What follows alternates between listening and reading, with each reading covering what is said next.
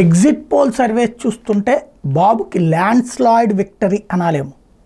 క్రిందటిసారి జగన్కి ఎట్లాంటి స్థాయి మెజార్టీ వచ్చిందో ఆ స్థాయి మెజార్టీ అన్నట్టుంది. ఎందుకంటే విశ్వసనీయ సర్వేల కింద పేరుపడ్డటువంటి ఇండియా టుడే, మై యాక్సిస్ లాంటి వాళ్ళు, అట్లాగే టుడే చాణక్య లాంటి వాళ్ళు కూడా ల్యాండ్ స్లైడ్ విక్టరీ ఇచ్చారు.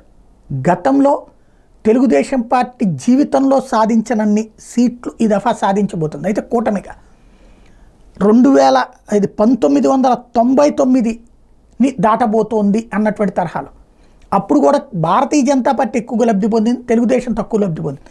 ఈ దఫా చూస్తే తెలుగుదేశంతో పాటు భారతీయ జనతా పార్టీ, జనసేన ఘన విజయం అన్నట్టుంది. 2 నుంచి 3 స్థానాలకే వైఎస్ఆర్ కాంగ్రెస్ పార్టీ పరిమితం అవ్వడము అంటే ఆటోమేటిక్గా ల్యాండ్ స్లైడ్ విక్టరీ వచ్చినట్టే.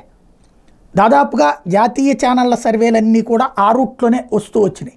అంటే దీన్ని బట్టి చూస్తే తెలుగుదేశం ఘన విజయం ఖాయం అన్నటువంటిది. అట్లాగే 120 నుంచి 140, 150 అంటే ఇక్కడ ఈ స్థాయిలో సీట్లు వస్తే అసెంబ్లీలో కూడా అదే స్థాయిలో సీట్లు వచ్చేటటువంటి పరిస్థితి ఉంటుంది. ఎందుకంటే ఆంధ్రాలో పరస్పర భిన్నమైనటువంటి ఓటింగ్ తక్కువ ఉంది, కొంత ఉంటుంది. 20 to 30% 99లో సంభవించింది అట్లాంటి తేడా.